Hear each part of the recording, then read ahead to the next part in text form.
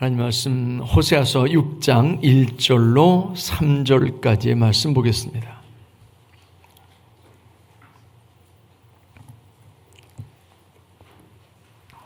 호세아서 6장 1절로 3절까지의 말씀. 구약성경 1261쪽입니다. 호세아서 6장 1절로 3절 이 말씀 같이 봉독합니다. 시작. 오라 우리가 여호와께로 돌아가자. 여호와께서 우리를 찢으셨으나 도로 낫게 하실 것이요 우리를 치셨으나 싸매어 주실 것임이라.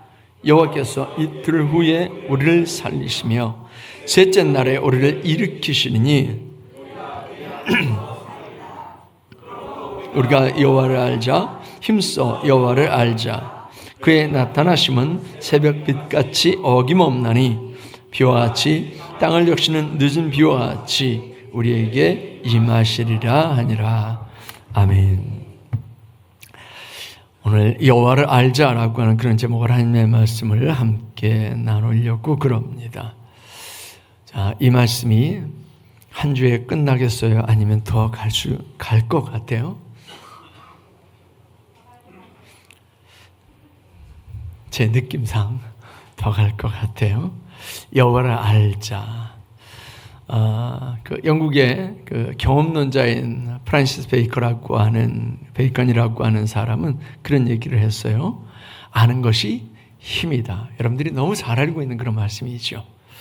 아는 것이 힘이다. 그러면 우리가 아는 만큼 힘이 된다라고 하는 얘기죠. 이 사람은 경험론자였기 때문에 올바른 지식과 경험을 아주 중요하게 여겨야 된다라고 생각을 했습니다. 그래서 경험은 거짓말을 하지 않는다라고 하는 그런 말도 남기죠. 우리는 아는 만큼 누리게 되죠. 아는 만큼 누리게 돼요. 아마도 예배 전에 찬양을 하면서 그 찬양을 할 때마다 은혜를 받으시는 분들도 계시고 찬양을 할 때마다 따라가느라고 정신없으신 분이 있을 거고 아마 그럴 겁니다. 알면 은혜가 돼요. 한 구절 한 구절이 신앙 고백이 되고 알면 은혜가 돼요. 모르면요 은혜가 안 되는 거예요. 아무리 대단한 그 음악 시스템을 갖다 놓고 악기 시스템을 갖다 놓고 찬양을 해도 은혜가 안 돼요. 그래서 우리 박효정 집사님이 계속 단톡방에 올려드리잖아요. 주일날 할 거니까 그래서 들으시라고. 자꾸 들으세요. 자꾸 들으면 알게 되고 아는 만큼 우리가 은혜를 누리게 되는 줄 믿습니다. 이것뿐이겠어요? 우리 꼰대들은 기억하는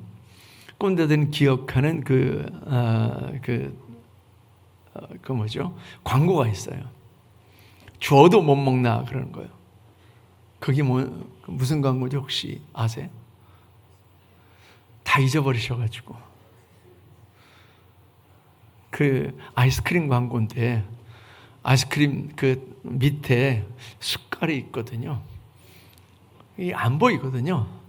아이스크림만 실컷 먹고 그리고 그 밑에 정말 맛있는 걸 못 먹는 거예요. 아는 만큼 누려요. 아는 만큼 우리가 즐길 수 있게 되고요. 하나님께 대한 지식이 없음으로 말미암아 이스라엘은 망하게 됐습니다.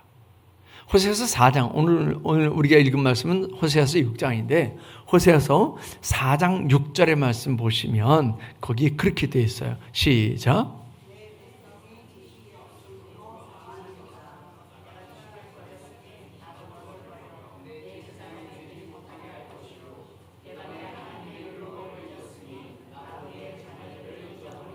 아멘.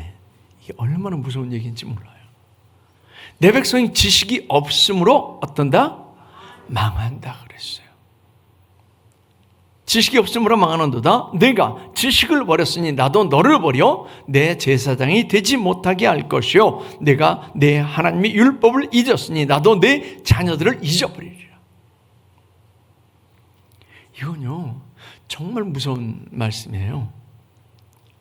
망하는 것뿐만 아니라 내가 지식을 버렸으니 그랬어요. 지식을 버렸으니 그러니까 지식을 버렸다라고 하는 게 그냥 잊어버렸다라고 하는 게 아니고요.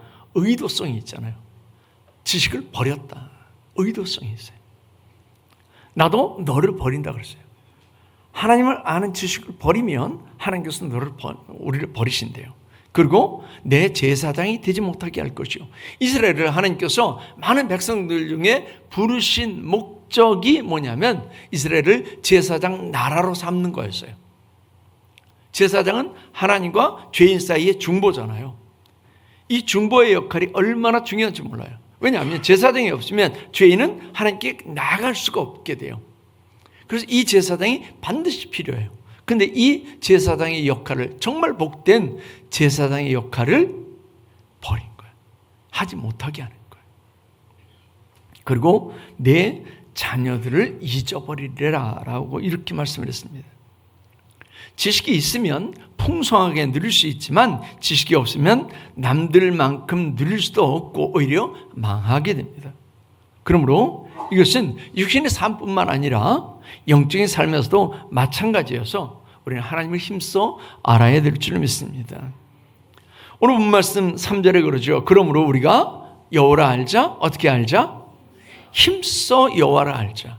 즉 여호와를 어떻게 알 수 있느냐? 힘써야 알아요.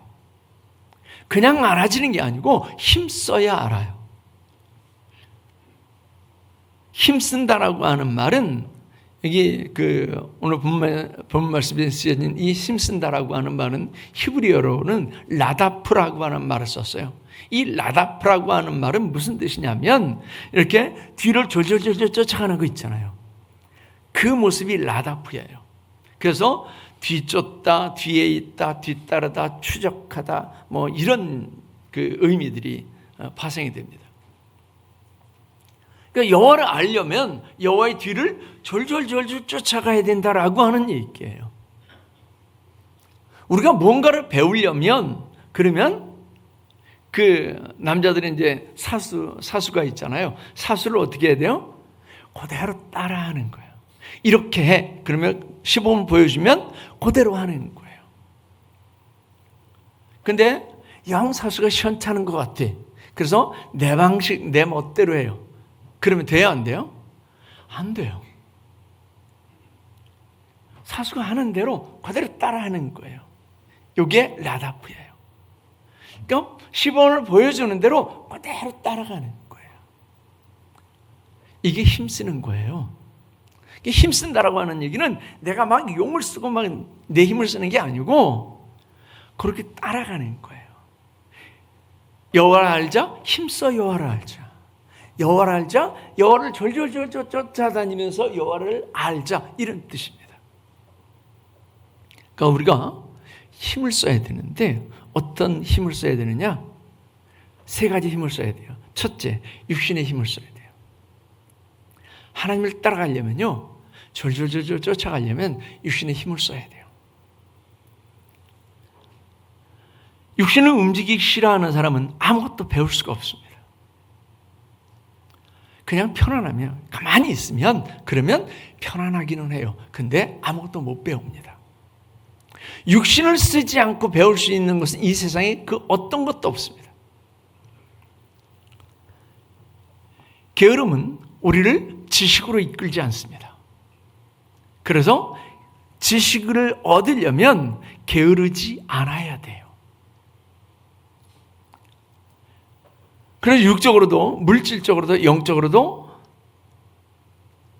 게으르면 가난뱅이가 될 수밖에 없습니다.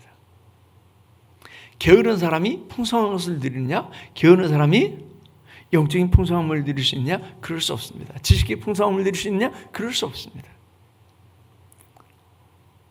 잠언서 12장 27절 말씀에 보면 그렇게 말씀을 했어요. 게으른 자는 그 잡을 것도 사냥하지 아니하나니 사람의 부귀는 부지런한 것이니라, 이렇게 말씀을 했습니다.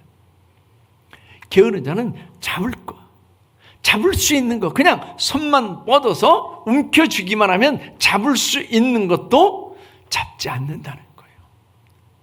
게으른 사람이. 이런 사람은 절대 부귀를 누릴 수 없게 되죠. 잠언서 19장 24절 말씀에 보면 게으른 자는 자기의 손을 그릇에 넣고서도 입으로 올리기를 괴로워하느니라. 이게 얼마나 적나라한 그런 표현인지 몰라요. 그릇에 집어넣고 그리고 올려서 입에 넣어야 되잖아요. 이걸 귀찮아한다는 거예요. 먹는 것도 귀찮아하는 사람, 이 사람은 머지않아 죽어요. 그래서 지식이 없으면 망하는 거예요. 잠언서 20장 4절 말씀에 보면 게으른 자는 가을에 밭갈지 아니하나니 그러므로 거둘 때는 구걸할지라도 얻지 못하리라.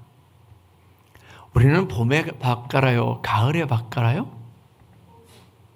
우리는 봄에 밭갈죠. 그런데 이스라엘은요, 가을에 밭갈아야 돼요. 다 거두고 그리고 가을에 밭을 갈아요. 그리고 이른비를 맞고 그 다음에 추수 직전에 늦은 비를 맞아요. 왜냐하면 우리는 주식이 뭐예요? 쌀이에요. 그 쌀은 언제 심어요? 봄에 심잖아요. 그런데 유대인들은요, 밀과 보리가 주식이에요. 보리 언제 뿌릴까요? 요즘 보리 보기 힘들죠? 보리는 언제 뿌려요? 봄에 뿌려요? 그 사람은 촌놈 아니에요. 보리는요, 가을에 뿌려요. 그래서 가을에 밭 갈아야 돼요. 가을에 밭 갈지 않으면요, 뿌릴 수가 없게 돼요. 그러면 봄에 거둘 게 없게 됩니다. 즉 해야 할 것을 해야 할 때 해야 되는 거예요. 그런데 게으른 사람은 해야 할 것을 해야 할 때 안 하는 거예요. 그러면 굶주릴 수밖에 없게 됩니다. 그래서 잠언서 21장 25절에는 그렇게 얘기를 했어요. 게으른 자의 욕망이 자기를 죽이나니 이는 자기의 손으로 일하기를 싫어함이니라. 게으른 자의 욕망은 뭐예요? 좀 더 쉬자, 좀 더 눕자, 좀 더 자자예요. 이게 게으른 자의 욕망이에요. 이런 사람은 자기를 죽인다라고 했습니다. 이런 사람에게는 얼마나 많은 핑계거리가 있는지요. 게으른 사람들에게는 핑계거리가 수도 없이 많아요. 그래서 잠언서 22장 13절 말씀에는 그렇게 얘기했어요. 게으른 자는 말하기를 사자가 밖에 있은즉 내가 나가면 거리에서 찢기겠다 하느니라. 내가 나가면 차에 치여 죽을 것 같아. 그래서 안 나가는 거예요. 그게 잠언서 22장 13절에서 말하는 거예요. 게으른 자는 내가 밖에 나가면 사자에게 찢겨 죽을 것 같아. 그래서 밖에도 안 나간다는 거예요. 얼마나 말도 안 되는 핑계예요.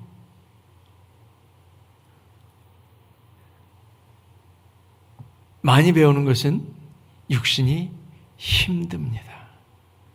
그러나 이런 대가를 치르지 않으면 배울 수 없게 되고 가난뱅이를 면치 못하게 됩니다. 이건 영적인 원리도 똑같습니다. 너무 많은 크리스찬들이 영적으로 무지해요. 그냥 종교 생활을 하는 사람들은 지식을 가질 필요가 없어요. 그래서 불교인들이 막 불경을 막 외우고 그 불경을 배우고 이런 사람 보셨어요? 그냥 절에 가서, 아니 절에 안 가도 내가 그냥 바라는 것만 그냥 알면 돼요. 그럼 끝나요. 잡신을 섬기는 사람들이 그 신이 어떤 의도를 가지고 있는지, 어떤 계획을 가지고 있는지 그 상관없어요. 내가 구하고 싶은 것만 그냥 구하면 돼요. 근데 우리 기독교는 하나님을 알아야 돼요. 왜 하나님께서 이 천지를 창조하셨는지, 왜 하나님께서 나를 이 땅에 보내셨는지, 왜 하나님께서 나를 오늘 살게 하셨는지, 왜 하나님께서 나를 믿음의 길로 인도하셨는지 알아야 돼요. 그렇지 못하면요, 우리는 세상의 종교인들하고 똑같이 삽니다. 세상의 종교인들하고 똑같이 그냥 이것만 하는 거예요. 복 주세요, 화는 물러가게 해주세요. 여기서 더 나아가질 않습니다. 예수 믿는 사람들이 하나님을 알아야 돼요. 그러려면 몸을 써야 돼요. 이제 다음 시간에도 말씀을 드리겠지만, 우리가 하나님을 아는 방법 중에 하나가 이 예배예요. 이 예배를 통해서 하나님께서 어떤 분이신지를 알게 돼요. 예배 참석하지 않잖아요. 하나님 어떤 분이신지를 모릅니다. 오늘날 가나안 신자들이 한 300만 정도 된다고 그래요. 그런데 사실은 코로나를 통해서 더 늘어났죠. 한 20% 정도의, 기존에 나오던, 교회 나오던 성도의 20% 정도가 지금 교회를 안 나오고 가나안 신자로 있으니까 훨씬 더 늘어났어요. 예배를 안 해도 하나님을 알 수 있는 것 같죠? 천만에요. 예배를 해야 하나님을 알게 됩니다. 근데 마귀는 예배를 하지 않아도 하나님을 알 수 있는 것처럼 우리를 속입니다. 그건 속는 거예요. 우리가 하나님을 알려면 몸을 써야 돼요. 예배 오는 게 쉬워요? 예배 안 오는 게 쉬워요? 예배 안 오는 게 훨씬 더 편합니다. 집에 앉아가지고 이거 들여다보고, 아, 은혜스럽네. 아니요. 예배 와야 하나님을 압니다. 예배 오면서 우리가 정말 단정한 모습으로 하나님 앞에 준비하는, 우리 몸가짐, 마음가짐, 그리고 시간, 그 모든 것들을 단정하게 다 준비하고 하나님 앞에 나와서 하나님 앞에 예배할 때 하나님께서 어떻게 기뻐하시는지, 얼마나 기뻐하시는지를 우리가 알게 돼요. 근데 침대에 누워서, 소파에 누워서 이러고 하나님은 모릅니다. 우리가 하나님을 알려면 육신의 힘을 써야 돼요. 육신을 써야 됩니다. 하나님 앞에 나오지 않는데 온갖 핑계가 다 있죠. 아, 이번에 감기가 걸려서요. 그 사람 감기 걸리는데도 여전히 직장에는 출근을 해요. 근데 감기 걸리면 하나님 앞에 안 나와요. 그 얘기는 뭐냐면 하나님을 내 직장보다 못하게 생각하는 거죠. 그래서 하나님 앞에 나와야, 그래야 하나님을 알게 돼요. 온갖 핑계가 게으른 사람에게는 얼마나 많은지 모릅니다. 그래서 우리는 몸을 움직이고 부지런을 떨어야 돼요. 그래서 예수 믿는 사람들은요, 게으르면 예수 못 믿어요. 예수 믿는 사람들은 부지런해야 돼요. 그래서 다른 사람들이 살지 않는 한 부분의 삶을 우리가 사는 거예요. 그래서 우리가 두 개의 시민권을 가지고 살잖아요. 이 땅의 시민권과 그리고 하늘의 시민권을 가지고 살아요. 이 땅의 시민으로서도 충실하게 살아야 되고 하늘나라의 시민으로서도 충실하게 살려면 우리는 부지런해야 돼요. 그래서 예수 믿는 사람들은 게으르면 안 돼요. 부지런해야 돼요. 두 번째는 마음을 써야 돼요. 마음의 힘을 써야 돼요. 힘써 여호와를 알자. 그런데 마음의 힘을 써야 돼요. 사람은 뭐 때문에 움직여요? 마음이 움직여야 움직이는 거예요. 마음이 안 움직이잖아요. 안 움직여요. 마음이 안 움직이면, 그러면 무슨 일이 있어도 안 움직여요. 근데 마음이 움직이면요, 아무리 힘들어도 움직이는 거예요.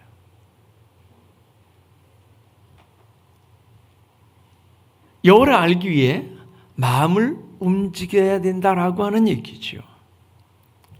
사람의 마음이 언제 움직여요? 예? 사람의 마음이 언제 움직여요? 사람의 마음은요, 첫 번째는 공감되어 움직여요. 공감이 안 되잖아요. 안 움직여요. 공감이 돼야 돼요. 그래, 맞아, 이러고 공감이 돼야 돼요. 그 공감은 고통도 슬픔도 기쁨도 감동도 다 포함이 되죠. 그 슬픔에 공감이 돼야 움직여요. 그 기쁨에 공감이 돼야 움직여요. 그 즐거움에 공감이 돼야 함께 춤을 추고요. 공감돼야 돼요. 두 번째는 상대방과 움직일 때는 상대방에게서 진정성 있는 그런 행동이 보여질 때 우리를 움직여요. 저는 맨날 거짓말하는 것 같아. 저는 맨날 사람이나 속여먹는 것 같아. 그러면 그 사람하고 안 움직여요. 너는 너대로 가, 나는 나대로 갈게. 이렇게 돼요. 그런데 그 사람에게서 진정성 있는 그런 행동, 그런 마음을 볼 때에 우리는요, 같이 움직이게 돼요. 그 길이 힘들어도 같이 가는 거예요. 그 길이 어려워도 같이 가고요. 그 길이 죽을 길인데도 같이 가는 거예요. 그런데 그 사람이 입술에서 뭐 대단한 것을 얘기하고 그래도 그 사람이 거짓말한다, 그 사람에게 진정성이 안 보인다, 그러면요, 함께 하지 않는 거예요. 세 번째는 언제 우리의 마음이 움직이느냐 하면 우리의 가치관이나 신념에 공감할 때요. 저 사람이 말하는 그 가치관, 저 사람이 말하는 신념에 공감이 돼요. 그러면 우리는 움직이게 돼요. 우리 마음이 통한다고 그러죠. 마음이 통한다라고 하는 얘기는 아까 그냥 그 감정에 공감하는 정도가 아니라 그 신념이나 또는 그 가치관에 공감이 되는 거예요. 그럼 움직이게 돼요. 마음이 통하는 사람이 많아요, 적어요? 많으면 많을수록 좋죠. 그 가치관 그리고 그 신념에 공감하는 사람들이 많으면 좋죠. 그럼 같이 움직이는 거예요. 아무도 내 가치관이나 내 신념을 알아주지 못해요. 그럼 나는 그냥 섬처럼 남아있어요. 그럼 나는 움직이지 못하게 돼요. 그런데 그 가치관에 동조하는 사람, 그 신념에 동조하는 사람이 있으면 같이 움직여요. 네 번째는요, 새로운 것을 봤을 때, 새로운 시각이 접했을 때 우리는 움직이게 되죠. 우리의 마음이 움직이게 되죠. 여러분들은 어때요? 새로운 것들을 봤을 때 새로운 거구나 이렇게 쳐다보세요? 아니면 저게 뭐야? 라고 움직이세요? 궁금증이 없는 사람은요, 그걸 봐도 그냥, 궁금증이 많은 사람이 있어요. 그 사람은요, 뭔가 새로운 것만 보면 그냥 움직여요. 그 마음이 거기로 가는 거예요. 그래서 새로운 것만 보면 자꾸 움직이려고 하는 사람이 있어요. 이게 나쁘기도 하고 또 좋기도 해요. 제가 세 번째 대학원을 마치면서는 그 생각을 했어요. 이제 다시는 어떤 과정 안에, 어떤 과정을 해서 뭐 학위를 얻는다거나 뭐 시험을 봐야 된다거나 그거 안 해. 근데 요즘 또 병이 도지기 시작을 했어요. 다른 건 모르겠는데 이제 영상이나 또는 AI나 또 챗GPT나 이런 부분들은 제가 잘 알지 못하는 부분이거든요. 근데 이걸 전문으로 가르치는 그 대학원이 있어요. 예, 이제 본교는 미국에 두고 있는데 세미나를 한번 참석을 했더니 새로운 세계인 거예요. 신세계인 거예요. 제가 알지 못했던 신세계인 거예요. 그래서 또 병이 도지기 시작을 했어요. 그 배워보고자 하는. 궁금증이 있으면 마음이 움직이게 되죠. 마지막으로는요, 우리가 위로받으면 마음이 움직이게 돼요.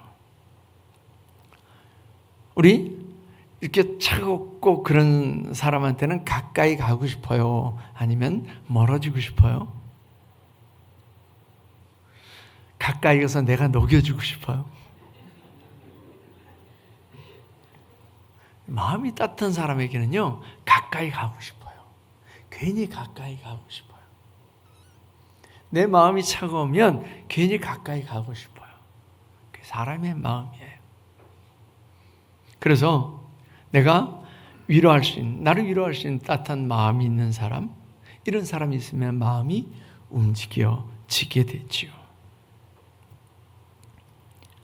그렇다면 하나님을 아는 지식을 가져야 되겠다라고 하는 그런 마음을 쓰는 경우는 어떤 경우겠어요? 어떤 경우에 내가 하나님을 아는 지식을 가져야 되겠다라고 마음이 움직이겠어요? 야, 이제 도저히 안 되겠다. 하나님을 알아야 되겠다. 그럼 언제예요? 제가 질문을 할 때는 늘 오픈 테스트를 한다고 그랬잖아요. 오늘 본 말씀에 그 해답이 있어요.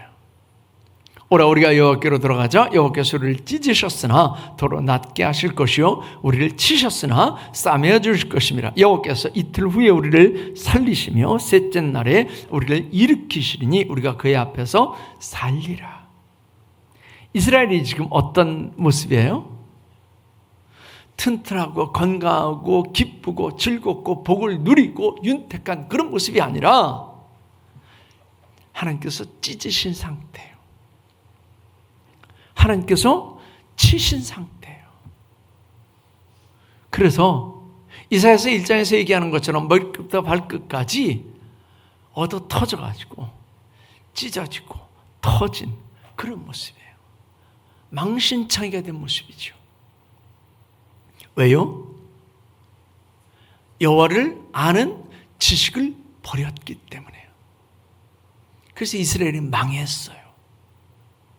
그래서 호세 선지자를 통해서 지금 그 얘기를 하는 거예요. 여호와를 알자.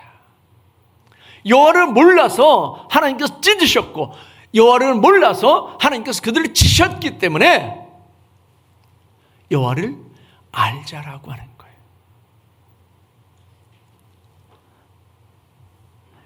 여호와께서 우리를 찢으셨으나 도로 낮게 하실 것이요 우리를 치셨으나 싸매어 주실 것임이라.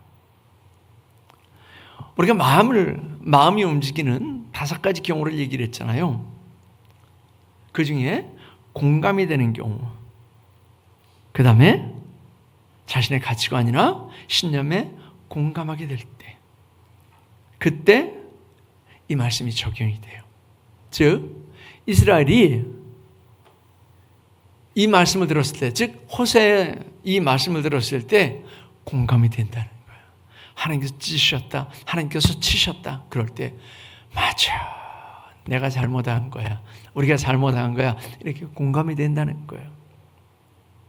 그리고 지금 호세아가 여호와께로 돌아가자라고 그러죠. 하나님께서 우리를 회복하실 것이다. 그래서 그 가치관이나 또 그 신념에 공감이 되는 거예요. 그래, 맞죠. 하나님께로 돌아가는 방법밖에 없어. 하나님을 아는 방법밖에 없어. 그거죠. 그래서 이스라엘의 마음이 움직이는 거예요. 하나님을 알자로 움직여지는 거죠. 그러면 우리가 하나님을 알려면 이렇게 얻어 터져야 알겠어요. 하나님께서 찢고 하나님께서 두들겨 패야 그때서야 야, 하나님을 알아야 되겠어. 그리고 하나님께 돌아가겠어요? 아니요. 그렇게 얻어 터지지 않아도, 그렇게 하나님께서 찢지 않아도 우리는 돌아가야 돼요.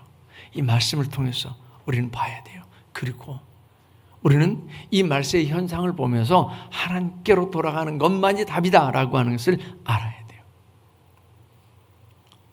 몇 시간에 걸쳐서 하나님의 말씀을 살펴봤었잖아요.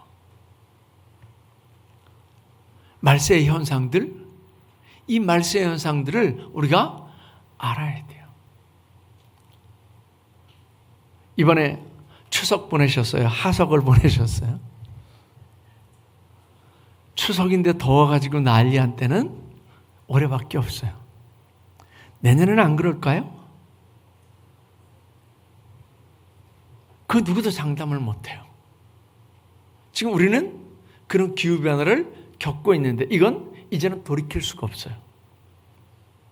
기후학자들이 얘기한 그 온도 상승, 탄소 배출 이런 것들을 이제 이미 임계점을 넘겼어요. 그래서 이제 돌이킬 수가 없습니다. 어떤 방법을 써도 지금부터 탄소 배출 제로로 만들자. 그리고 정말 전 세계 기계를 다 멈추고 공장 다 멈추고 뭐 그러면 어떨지 모르겠지만 지금 그럴 수는 없을 거예요. 그래서 이제는 돌이킬 수 없습니다. 마태복음 24장 25장에서 말하고 있는 그 종말의 모습들을 우리는 우리의 눈으로 지금 보고 있는 겁니다. 종말의 모습들을 우리 눈으로 보고 있어요. 예전에는 그냥 여름에 민낯으로 돌아다녀도 괜찮았어요. 저희 젊었을 때 무슨 선크림이라고 하는 게 있는지도 몰랐어요. 그러고 다녔어요. 요즘은요, 나가면서 선크림 발라요, 안 발라요? 저는 그 끈적거리는 게 싫어서 선크림을 안 바르는데, 여자들이 나가면서 선크림을 안 바르고 나가는 여자들은 거의 없을 거예요. 남자들도 다 바르고 다녀요. 왜요? 그만큼 이 환경이 망가졌다라고 하는 거예요. 이건 돌이킬 수가 없어요. 자동차가 둥둥 떠다니고요. 뭐 이런 기후변화를 우리가 겪고 있죠. 마태복음 24장 25장에서 그리고 계시록에서 정확하게 표현했던 그 말세의 현상들이 지금 우리 눈에 그대로 보여지는 거고요. TV만 틀면 우리는 언제 어디서든지 그걸 볼 수 있어요. 말세의 현상들을 보면서 우리는 하나님을 아는 것만이 답이다라고 하는 것을 알아야 돼요. 그렇지 못하면 우리는 미련한 짐승 같을 수밖에 없습니다. 세 번째는요, 시간을 써야 돼요. 육체의 힘을 쓰고 또 마음을 쓰고 힘을 써야 그래야 하나님을 알게 됩니다.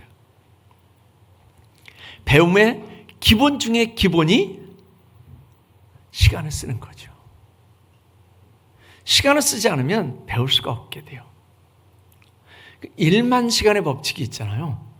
1만 시간의 법칙. 어떤 일이든지 1만 시간을 투자하면 거기 전문가가 된다라고 하는 거예요. 근데 사실 1만 시간이면 말이 1만 시간이지 어마어마한 시간이거든요. 그걸 꾸준히 한다라고 하는 게 결코 쉽지 않아요. 근데 전문가들은 그걸 꾸준히 한 사람들이죠. 그래서 장인이 되고 명장이 되고 그러죠. 우리가 예수 믿으면서 예수 믿는데 전문가가 돼야 되잖아요.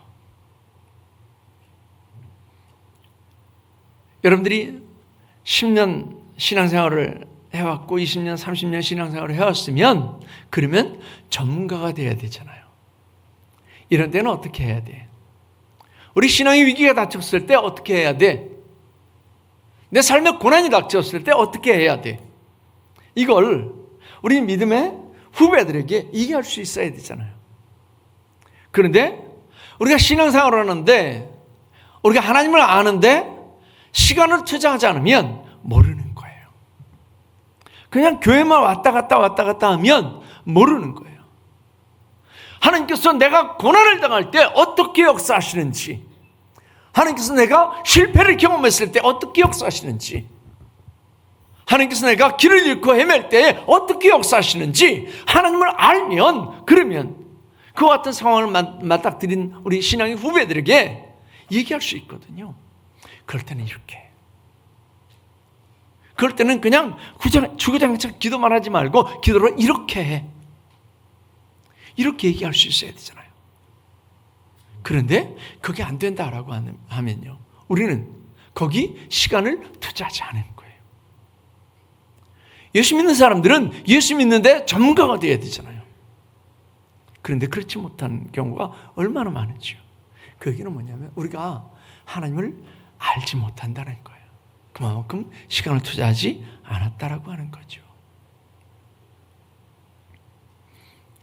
제가 늘 느끼는 게 있어요. 그게 뭐냐면 한 계절을 지나면 한 학기를 마치고 그리고 내가 몇 학년이 됐고 몇 학기를 마쳤고 이런 사람들이에요. 우리는 그냥 1년의 반을 지나왔어요. 그런데 공부를 하는 사람들은요, 그 한 학기를 보낸 거예요. 이게 4학기 또는 6학기 이렇게 지나면 어떤 사람은 학사학위를 석사학위를 얻어요. 근데 나는요, 아무것도 아닌 거예요. 2년을 보내고 3년을 똑같이 보냈는데 나는 그냥 달라진 게 없는데 저 사람은 석사학위를 얻었어요. 석사가 됐어요. 어떤 사람은 박사가 되고요. 근데 나는 그냥 그렇게 그냥 하루하루 그렇게 그냥 살아가는 거예요.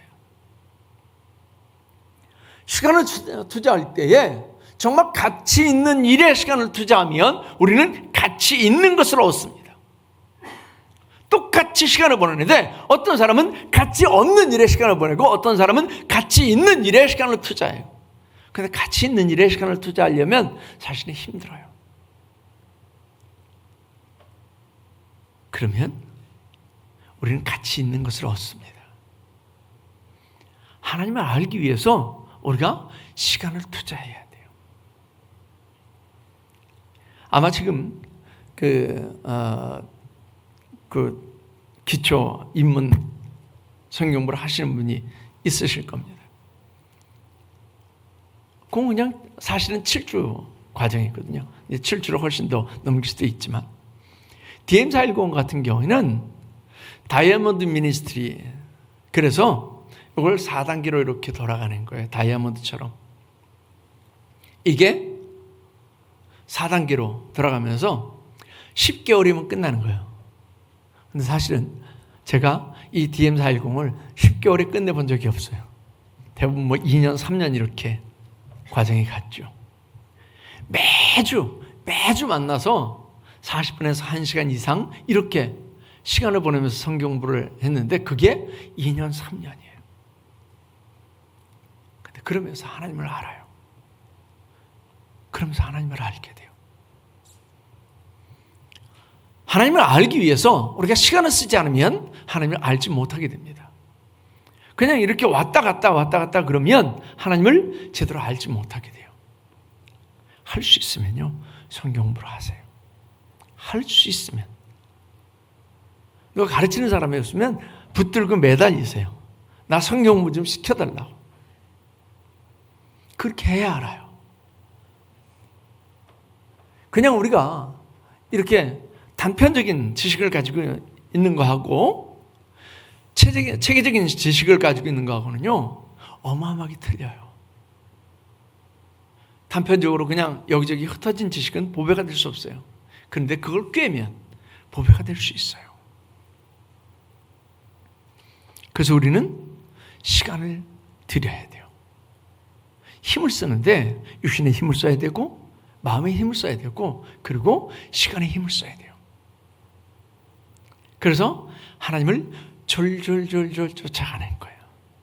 그러면 알게 돼요. 다음 시간에는 우리가 하나님을 어떻게 졸졸졸졸 쫓아가야 될지 그걸 이제 살펴볼 텐데, 저 여러분들이 하나님을 더 많이 알 수 있기를 바랍니다. 그래서 우리 영이 절대 망하는 일이 없이 풍성한 것을 아는 만큼 풍성한 것을 누리는 복된 삶이 될 수 있기를 축원합니다. 기도하겠습니다. 할렐루야. 아버지 하나님, 호세아 선지자는 하나님을 아는 지식이 없어서 하나님께서 찢으셨고, 그리고 하나님께 매맞아서 여기저기 터진 그 이스라엘을 향해서 우리가 하나님께로 돌아가자라고 하고, 그리고 힘써 하나님을 알자라고 권면합니다. 아버지 하나님, 우리가 하나님을 알게 하여 주시옵소서. 그래서 종교인이 아니라 우리가 정말 하나님을 아는 하나님의 사람, 하나님의 자녀, 하나님의 일꾼, 하나님의 군사가 되게 하여 주시옵소서. 그래서 우리가 세상 사람들이 누리지 못하는 그 풍성함을 누리는 복된 삶이 될 수 있도록 역사하심을 믿사옵고 감사하며 예수님의 이름으로 기도하옵나이다. 아멘.